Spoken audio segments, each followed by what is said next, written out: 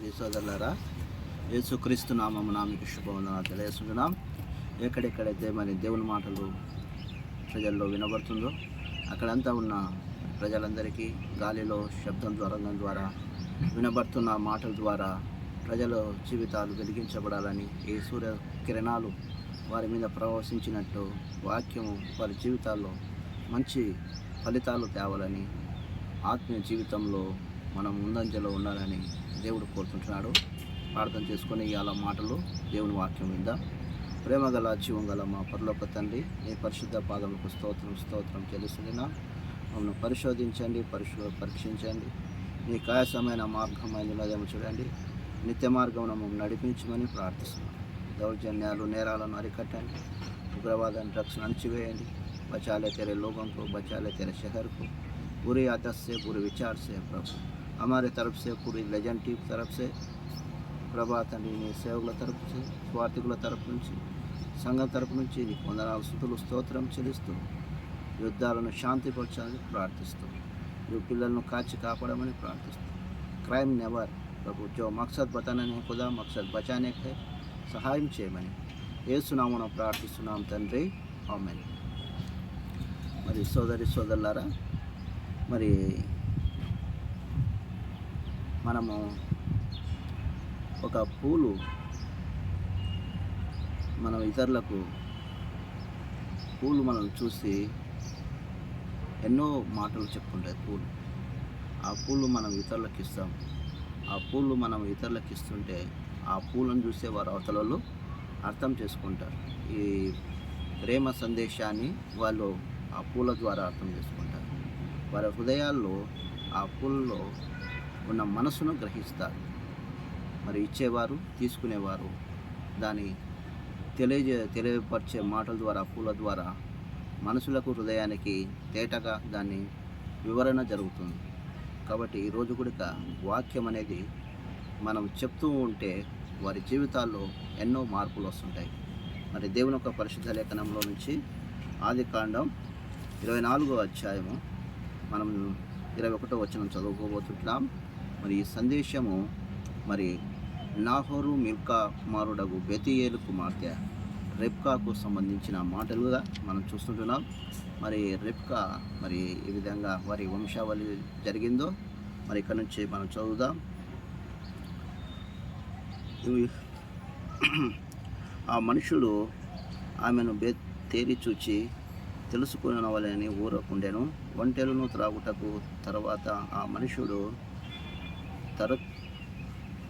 అర తులము ఎత్తుగల బంగారు ముక్కు కమ్మిని, ఆమె చేతులకు 10 తులముల ఎత్తుగల 2 బంగారు కడియములను తీసి, నీవు ఎవరి కుమార్తెవు? దయచేసి నాతో చెప్పుము. నీ తండ్రి ఇంట మేము రాత్రి బస చేయవలసి ఉన్నదని అడిగాను. అందుకు ఆమె, నేను నాహోరు మిల్కా కుమారుడగు బెతీయేలు కుమార్తెను, మరియు ఆమె మా యొద్ద చాలా గడ్డి మరియు రాత్రి బస చేయుటకు ఉన్ననగా. కాబట్టి లాభాను ఇక్కడ మరి ఏదైతే మరి ఎలియాజరు ఏదైతే అడిగినాడో దానికి సమాధానంగా రిబ్కా చెప్తూ వస్తుంది. కనుక ఇక్కడ మరి యెహోవా చేత ఆశీర్వదించబడిన వాడా లోపలికి రా అంటూ మరి ఇక్కడ చూసినట్టయితే దేవుని వాక్యంలో మరి లాభాను మరి ఎంతో మరి తన డబ్బు మీద ఆసక్తి కలిగిన వ్యక్తి అన్నమాట. తను మరి ఇక్కడ ఎలియాజరు కూడా అనుకున్నాడు, మరి ఎవరైనా వస్తారా రారా ఈ బంధువుల తరపు నుంచి, లేదంటే నేను ఇంతసేపు ఇక్కడ ఉన్నాను ఈ బావి దగ్గర అని మరి ఎలియాజరు అనుకున్నాడు.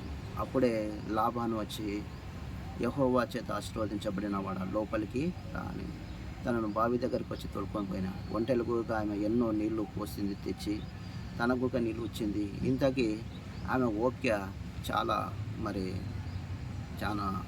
ఓపిక గల మనిషిగా మనం చూస్తుంటున్నాం రిబ్కా గారు. కాబట్టి మరి దేవుని యొక్క మరి మాటల్లో మరి మనం గ్రహించడానికి చూసినట్టయితే మరి దేవుని యొక్క పరిశుద్ధ లేఖనంలో ఆ మనుషుడు ఇంటికి వచ్చినప్పుడు లాభాలు ఒంటెలకు గంతలు విప్పి ఒంటెలకు గడ్డియు మేతయు కలవు కనుక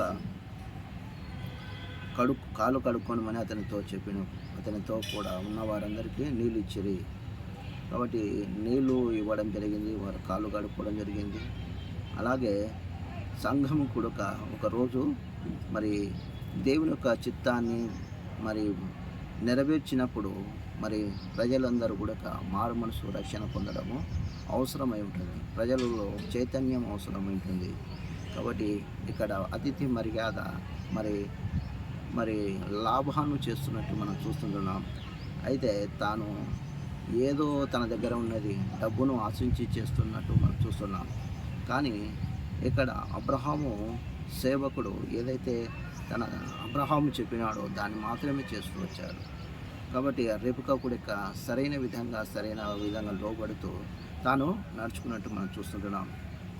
అతనికి 33వ వచనంలో అతనికి భోజనమును పెట్టించాను కానీ అతడు నేను వచ్చిన పని చెప్పక మునుపు భోజనం చేయననగా లాభాను చెప్పుమనేను. అంతటా అతడు ఇట్లా నేను అబ్రహాము దాసులను యెహోవా నా యజమానులను బహుగా ఆశీర్వదించాను కనుక అతడు గొప్పవాడయ్యను. అతనికి గొర్రెలు గొడ్లు వెండి బంగారములు దాసదాసి జనమును ఒంటెలను గాడిదలను దయచేశాను. నా యజమానునికి భార్య అయిన శారా వృద్ధాపములో నా యజమానునికి కుమారుని కనెను. నా యజమానుడు తనకు కలిగిన యావత్తు అతనికి ఉన్నది. మరియు నా యజమానుడు నాతో నేను ఎవని దేశమందు నివసించుతనో ఆ కనానీయుని పిల్లల్లో ఒక పిల్లను నా కుమార్తెకు పెళ్లి చేయవద్దు. కాబట్టి ఇక్కడ కనాను పిల్లల్లో ఒక దేవుగా నా కుమారునికి ఇవ్వదు. కనాను అనగా వారితోటి నేను విసిగిపోయాను. వారు మన వంశం కాదు. కాబట్టి నా వంశములో వద్దకు వెళ్ళి నా కుమారునికి ఒక కుమార్తెను తీసుకొని రా అంటూ మరి ఇక్కడ ఎలియాజరుకు చెప్పినట్టు మనం చూస్తున్నాం. ఎలియాజరు కూడా నేను సేవకుని అంటున్నాడు కానీ తన పేరేదో చెప్పుకోవడం లేదు. కాబట్టి సోదరులారా ఎంతో నమ్మకంగా మరి ఎలియాజరు మరి తన దేవుని తనకు నిర్ణయించిన పని తన అబ్రహాము గారు నిర్ణయించిన పనిని చేస్తూ వచ్చాడు. కాబట్టి ఈ రోజున మరి మనము కూడా దేవుని ఎదుట మరి నమ్మకస్తులమై సాక్షులమై దేవుని కొరకు సంఘము సిద్ధపడాలని దేవుడు ఆశిస్తుంటున్నాడు. కాబట్టి అనేక సార్లు కొన్ని మాటలు చెప్తుంటేనే మరి కొంతమంది ఆటంకం చేసేవారుగా ఉంటారు.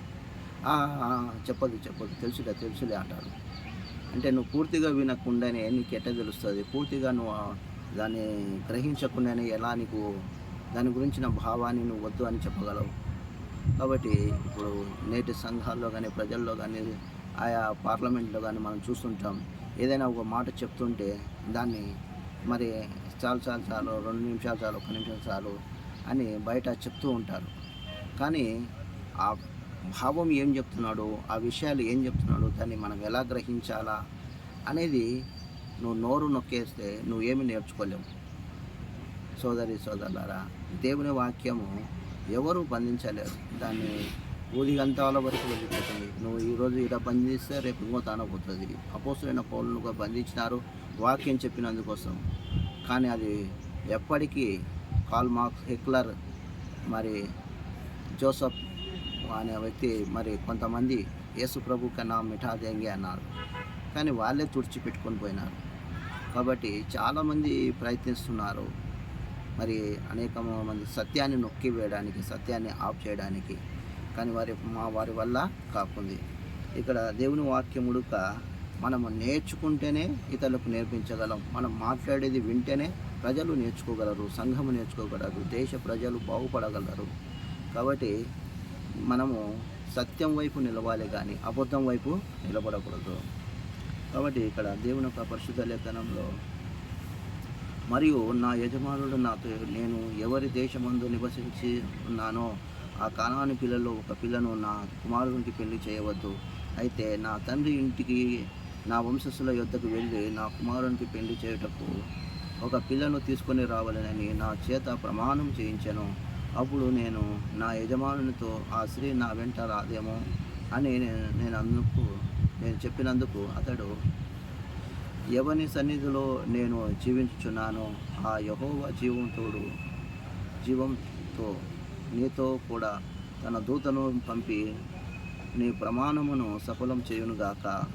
నీవు నా వంశస్థులతో నా తండ్రి ఇంటి నుండి నా కుమారునికి భార్యను తీసుకొని వచ్చేదవు.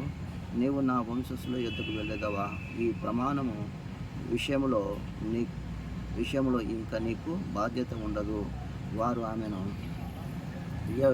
ఇయని ఎడల ఇయకుండిన ఎడల ఈ ప్రమాణం విషయంలో నీకు బాధ్యత ఉండదని చెప్పాను. నేను నేడు ఆ బావి యొద్ద వచ్చి ఆ ప్రమాణము నా యజమానుని దేవుడు నా యెహోవా నా ప్రమాణమును నీవు సఫలం చేసిన ఎడల నేను ఈ నీళ్లు బావి యొద్ద నిలిచి ఉండగా నీళ్లు చేదుకొనుటకు వచ్చిన ఈ చిన్నదానితో నీవు దయచేసి నీ కడవలో నీళ్లును కొంచెము నన్ను త్రాగనిమ్మని చెప్పినప్పుడు నీవు త్రాగుము, నీ ఒంటెలుగా చేదిపోసేదనని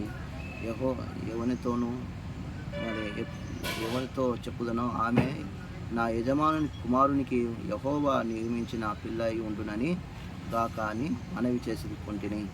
నేను నా హృదయములో అనుకున్నట్లుగా చాలెంక ముందే రెబెకా భుజం మీద తన కడవను పెట్టుకొని ఆ బావిలోకి దిగిపోయి నీళ్లు చేదుకొనుకు వచ్చాను. అప్పుడు నా దాహమిమ్మని నేను ఆమెను అడగగా ఆమె త్వరగా తన కడవను దించి త్రాగుము, ఒంటెలుగుగా నీళ్లు పెట్టేదని చెప్పాను.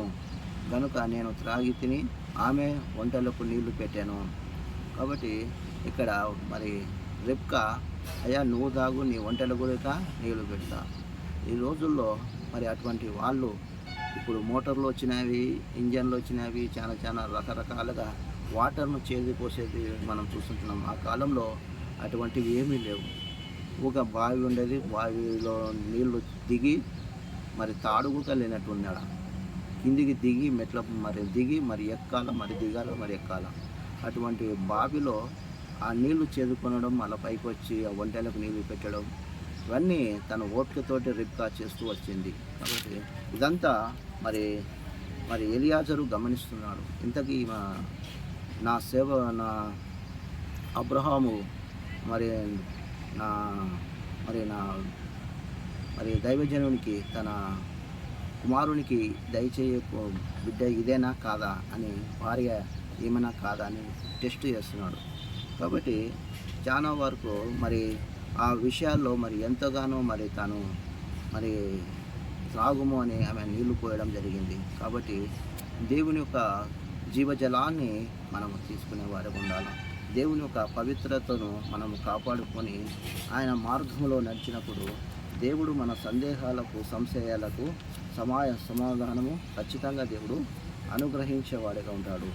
కాబట్టి గొప్ప దేవుడు, మరి సమాధానకర్త అయిన దేవుడు మనకు సహాయం చేసేవాడే ఉంటున్నాడు. కాబట్టి సోదరులారా, మరి దేవుని యొక్క పరిశుద్ధ లేఖనంలో యోహాను సువార్త 16వ అధ్యాయము 13 నుంచి, అయితే ఆయన అనగా సత్యస్వరూపి అయిన ఆత్మ వచ్చినప్పుడు మిమ్మల్ని సర్వసత్యంలోనికి నడిపించును. ఆయన తానే ఏమియు బోధింపక వేటిని వినునో వాటినే బోధించి సంభవింపబో సంగతులను మీకు తెలియజేయను. ఆయన నా వాటిలోనివి తీసుకొని మీకు తెలియజేయును గనుక నన్ను మహిమపరిచెను. తండ్రి కలిగినవన్నీ నాది, అందుచేత ఆయన నా వాటిలో తీసుకొని మీకు తెలియజేయునని నేను చెప్పి తిని, కొంచెం కాలమైన తర్వాత మీరు ఇంకా నన్ను చూడరు, మరి కొంచెం కాలమునకు నన్ను చూచెదరని చెప్పాను. కాబట్టి ఆయన శిష్యుల్లో కొందరు కొంచెం కాలము తర్వాత నన్ను చూడరు, మరి కొంచెం కాలమునకు నన్ను చూచెదరని నా తండ్రి యొద్దకు వెళ్ళుచున్నానని ఆయన మనతో చెప్పుచున్న మాట ఏమిటని ఒకరితో ఒకరు చెప్పుకున్నారు. కాబట్టి సోదరులారా, ఇక్కడ తండ్రి కలిగినవన్నీ నావి, అందుచేత ఆయన నా వాటిలో తీసుకొని మీకు తెలియజేయను. కాబట్టి దేవుడు మనం సర్వసత్యంలోకి మరి ఏ విధంగా నడిపించాలని దేవుని యొక్క ఆసక్తి మరి ప్రేమ ఉందో, దాని తర్వాత మనము ఏ విధంగా మనం నడవాలా, ఏ విధంగా దేవుని కొరకు మనము జీవించాలా అనేది నిర్ణయం తీసుకున్నాల్సినగా నిర్ణయం తీసుకొని ముందుకు వెళ్ళాలని దేవుడు కోరుకుంటున్నాడు. కాబట్టి ఇక్కడ అబ్రహాము కొడుక, దాసుడు కొడుక, తాను ఏదైతే అబ్రహాం చెప్పినాడో తాను చేస్తూ వచ్చాడు.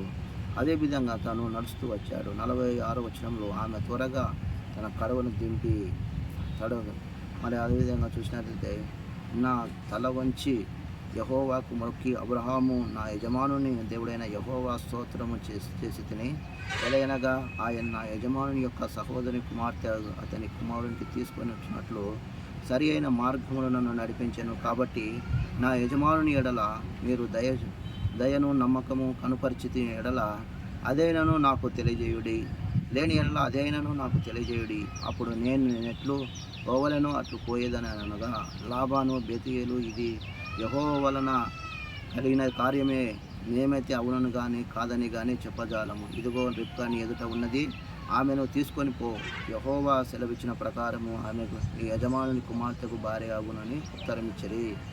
అబ్రహాము నీ సేవకుడు వారి మాటలను విని యెహోవాకు సాష్టాంగ నమస్కారం చేసి తర్వాత వారు ఆ సేవకుని వెండి నగలను, బంగారు నగలను, వస్త్రములను రిబ్కాకు ఇచ్చాను. మరియు అతడు ఆమె సహోదరుని తల్లి విలువగల వస్తువులను ఇచ్చాను. అతనితో కూడా ఉన్న మనుషులందరూ అన్నపానములు పుచ్చుకొని అక్కడ రాత్రి అంతయు ఉండిరి. ఉదయమైనప్పుడు వారు లేచినప్పుడు, నా యజమానుని యొద్దకు నన్ను పంపించుడని చెప్పగా, ఆమె సహోదరుడు ఆమె తల్లి చిన్న దానిని 10 రోజులైనా మా యొద్ద ఉండనిమ్మని, ఆ తర్వాత ఆమెను వెళ్ళవచ్చునని చెప్పిరి. కాబట్టి ఇక్కడ మరి సందర్భాన్ని చూసినట్టయితే, మరి బెతుయేలు, లాబాను, మరి ఇది యెహోవా వలన కలిగిన కార్యమే కానీ మేము అవునని కానీ కాదని కానీ చెప్పజాలము అంటూ చూస్తుంటున్నాం. కాబట్టి దేవుని చిత్తాన్ని మరి వారు కూడా అర్థం చేసుకుంటున్నారు, వారుగా తెలియజేస్తున్నారు. కానీ ఇక్కడ నేను తడువు చేయకూడదు, మనం వెళ్ళిపోవాలి అని ఎప్పుడైతే మరి ఎలియాజరు అన్నాడో, ఎలియాజరు మాటలు కూడా వాళ్ళు చూసినట్టయితే, 10 రోజులైనా మాకు ఆ చిన్నది ఇక్కడ ఉండని, తర్వాత మీరు తీసుకొని వెళ్ళవచ్చు అంటూ మరి అక్కడున్న మరి తల్లి మరి కొంతమంది బంధుమిత్రులు చెప్పడం జరిగింది. అయినప్పటికీ ఆయన మరి 56వ వచనంలో, యెహోవా నా ప్రమాణమును సఫలం చేసిన కనుక నాకు తడువు కాని యొక్క నన్ను పంపించండి, నా యజమానుని యొద్దకు వెళ్ళదని అన్నప్పుడు, అప్పుడు వారు ఆ చిన్నదాన్ని పిలిచి ఆమెను తెలుసుకొని చెప్పాను. రిబ్కా ఆమెను పిలిచి, ఈ మనుషునితో కూడా వెళ్ళదవా అని ఆమెను అడిగినప్పుడు, వెళ్ళదను అని.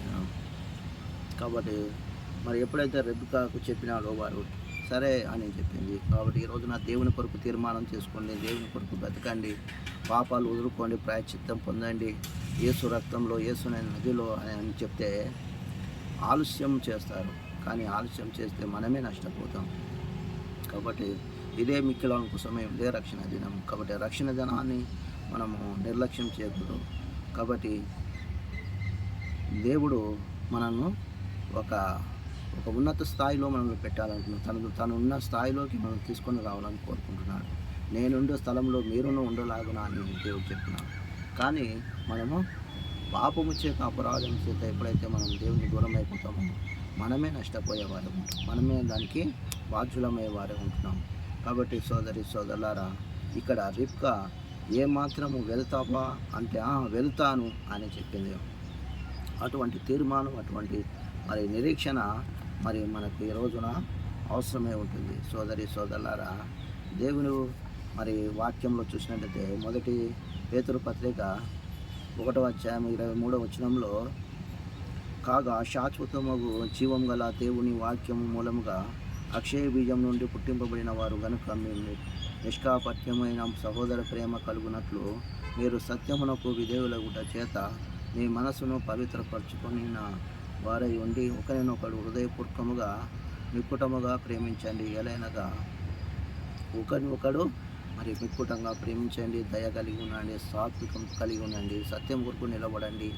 కాబట్టి సత్యాన్ని మనల్ని బ్రతికిస్తుంది, సత్యం మనకు దారి చూపిస్తుంది. అబద్ధం పాతాళానికి, నరకానికి, సైతాను వాని దూతలకు సిద్ధపరిచిన చోటుకి తొలకపోతుంది. కాబట్టి సత్యము జయతే. కాబట్టి సత్యము మరి ఎంతగానో మనకు అవసరమై ఉంటుంది. ఈ రోజుల్లో ఎన్నో అవినీతి కార్యాలకు ఒక సత్యం మాత్రమే నిలబడుతుంది. సత్యం నిలబడినప్పుడు అవినీతి ఇవన్నిటినీ తొలగిపోతాయి. కాబట్టి క్రైమ్ జరగకుండా ఉండాలంటే సత్యాన్ని పుడకాల, సావధానం ఉండాలా, సతరు ఉండాలా. కాబట్టి జాగ్రత్త లేకపోతే క్రైమ్ జరిగే చోటుకి వెళ్ళి మరి క్రైమ్ రిపోర్టరు మరి సరైన నిర్ణయాన్ని తీసుకోలేడు. కాబట్టి సోదరి సోదరులారా, ఎన్ని రోజులు క్రైమ్ జరిగినా ఎప్పుడు జరిగినా దాన్ని ఒక రిపోర్ట్ అనేది ఉంటుంది. అనగా ఫారెన్సిక్ ల్యాబ్ అనేది ఉంటుంది. ఆ ల్యాబ్లోకి వెళ్తే నువ్వు ఏ మందు తాగినో, ఏ సిగరెట్ తాగినో, ఆ టైంకి ఏ బట్టలు ఎక్కడ పడినాయి అన్ని ఫారెన్సిక్ రిపోర్ట్ తీసుకొని వస్తారు. ఆ ఎముకలు ఏమేమి ఉండేవి అన్నీ తీసుకుపోయి దాన్ని టెస్ట్ చేయడం జరుగుతుంది. ఆ టైంలో ఎవరెవరు ఉండాలని తీసుకొచ్చి లోపటేసి వారిని కొట్టినప్పుడు ఆ నిజాలన్నీ బయటికి వస్తుంటారు. కాబట్టి కొన్నిసార్లు వేళ్ళ గుర్తులు, చేతి గుర్తుల ద్వారా మరి ఫారెన్సిక్ రిపోర్ట్స్ వస్తుంటాయి. అలాగే పాపం అనేది ఆ రిపోర్టు మరి మనము చెప్పే మాటలు, చెప్పే భావాల ద్వారా మరి నరకానికి వెళ్ళే మనల్ని దేవుడు శిలువ రక్తం ద్వారా దాన్ని కడిగి పవిత్రపరిచినాడు. దేవుడు నరకానికి మనం సిద్ధపరచాలని కాదు, పరలోకానికి తీసుకుపోవాలని సిద్ధపరచాలని 2000 సంవత్సరాల కిందట ఆయన ప్రాణం పెట్టిన దేవుడు. కాబట్టి సోదరి సోదరులారా, చాలామంది అపార్థం చేసుకుంటున్నారు. ఎవరో చెప్పిన దాన్ని, నా గొర్రెలు నా స్వరము వినునని. కాబట్టి దేవుడు మేలు చేస్తాడు, చీడు చేయడు. దేవుడు అబద్ధాన్ని ప్రోత్సహించాడు, నిజాన్ని నిలబెడతాడు. నిజానికి దేవుడు కనుక ఆ నిజమందు మరి ఆనాడు మరి రిబ్కా ఏ విధమైన తీర్మానం చేసుకుందో, మరి తన ఎలియాజరు మరి ఏ విధంగా వచ్చి అడగడము, వారికి సంభాషణ చెప్పడము, ఇవన్నీ మనం చూస్తుంటున్నాం.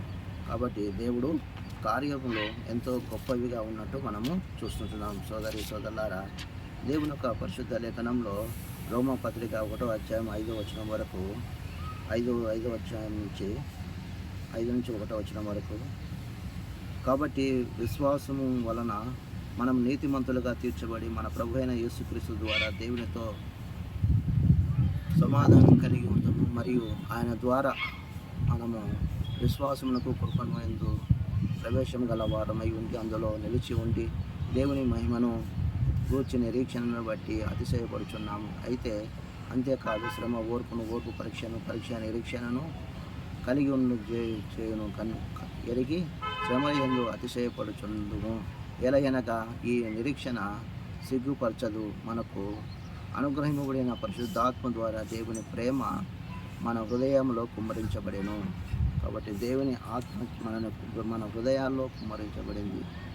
ధనమూలము జగత్తు కాదు, ధనమూలము విపత్తు. కాబట్టి దేవుడు మనను అనేకమైన కష్టాలు, కన్నీటి బాధల్లో నుంచి దేవుడు విడిపిస్తూ మనల్ని నడిపించి కాపాడి తన ప్రేమ ఎటువంటిది అనేది మరి తెలియజేస్తూ ఉంటున్నాడు. సమాధానపరుస్తుంటాడు. సమాధానం పరచువారి ధన్యులు అని మనం దేవుని యొక్క వాక్యంలో చూస్తాము. కాబట్టి ఈ రోజున సమాధానం అనేది అవసరము, సత్యం అనేది అవసరమై ఉంటుంది. కాబట్టి దేవుని యొక్క పరిశుద్ధ లేఖనంలో మరి 2 కొరింథీ పత్రిక 5:17 వచనంలో, కాగా ఎవడైనా క్రీస్తునందున్నడలా వాడు నూతన సృష్టి, పాతవి గతించెను, ఇదిగో సమస్తం కొత్తవాయి. కాబట్టి మన పాత జీవితాన్ని వదులుకునాలా, కొత్త జీవితాన్ని కలిగి ఉండాలా. కాబట్టి రేపు జరగబోయే దాని గురించి ఆలోచించాలి, కానీ గతంలో జరిగిన దాని గురించి మైండ్ డిస్టర్బ్ కాకూడదు. కాబట్టి మంచి ప్రవర్తన, మంచి జీవితము ఏ విధంగా లభిస్తుంది? పేపర్ చదివితేనా, స్కూల్కి వెళ్తేనా, లేకపోతే కాలేజీలకు వెళ్తేనా, మంచి ప్రవర్తన, డబ్బు ఉంటేనా? నీ జీవితంలో మార్పు లేకపోతే ఇవన్నీ ఉన్నా కూడా వేస్టే. కాబట్టి ఈ రోజున 10వ తరగతి ఒక అమ్మాయి ఇంకా నేను ఫెయిల్ అవుతానేమో అని ముందుగానే చనిపోయింది, తను పాస్ అయిపోయింది. కాబట్టి మనం అనేకమైన న్యూస్లో చూస్తాం. వాళ్ళు డబ్బుకు కొంతమంది మరి తీసుకుంటారు, కానీ పిల్లల్ని ఏ విధంగా టీచ్ చేయాలనేది, యువతని ఏ విధంగా టీచ్ చేయాలనేది వారికి తెలియదు. వారు ఉద్యోగం రీతిగా చెప్తుంటారు. పిల్లలను రాబోయే తరాన్ని ఎలా సిద్ధపరచాలనేది ఒక ఉద్యమం రీతిగా వాళ్ళు ఆలోచించారు. కాబట్టి నేటి తరము మనం నేర్పించకపోతే రాబోయే తరము నరకానికి సిద్ధపడతారు, చెడు వ్యసనాలకు సిద్ధపడతారు, అవినీతికి సిద్ధపడతారు, అక్రమాలకు